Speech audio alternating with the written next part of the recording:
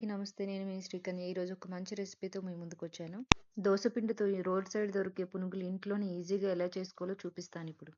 Mixing బౌల్‌లోనికి కావాల్సినంత దోసపిండి వేసుకొని, చిన్నగా కట్ చేసుకున్న ఉల్లిపాయ, పచ్చిమిర్చి, కొత్తిమీర, కరివేపాకు వేసుకొని, ఉప్పు వేసుకొని బాగా కలుపుకోవాలి.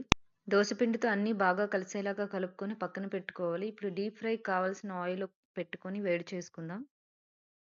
ఆయిల్ వేడెక్కిందో లేదో తెలియాలంటే చిన్ని పిండి ముద్దను వేసి చూస్తే తెలుస్తుంది. అది పైకి తేలిందంటే ఆయిల్ వేడెక్కినట్టే. ఇప్పుడు ఆయిల్‌లో కలిపి పెట్టుకున్న పిండి ముద్దని చిన్న చిన్న బాల్స్ లాగా వేసుకుందాం పునుగుల్లాగా. ఇప్పుడు అవన్నీ ఒకవైపు వేగాక రెండో వైపు తిప్పుకోవాలి. రెండో వైపు కూడా వేపుకొని గోల్డెన్ బ్రౌన్ కలర్ వచ్చేంత వరకు వేయించుకున్నాక తీసుకోవాలి. ఇలా జాలి గరిటెతో తీసుకుంటే ఆయిల్ మొత్తం స్ట్రెయిన్ అవుతుంది. ఇప్పుడు ఒక ప్లేట్‌లో టిష్యూ వేసుకొని దానిపైన వేసుకుంటే ఎక్సెస్ ఆయిల్ ఏదున్నా సరే టిష్యూ అబ్జర్వ్ చేసుకుంటుంది. ఇప్పుడు మిగిలిన పిండిని అంతా కూడా సేమ్ అదే విధంగా చిన్న చిన్న బాల్స్ లాగా వేసుకోవాలి. ఆయిల్‌లో వేసుకొని డీప్ ఫ్రై చేసుకోవాలి.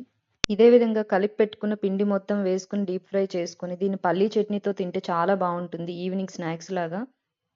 మీ దగ్గర మిగిలిపోయిన దోసపిండి ఉన్నా కూడా చేసుకుంటే బావుంటుంది. పులిసిన పిండి అయితే ఇంకా బావుంటుంది టేస్ట్. ఓకే అండి. ఇంకొక మంచి రెసిపీతో మళ్ళీ కలుస్తాను. Thanks for watching. Bye. Thank you.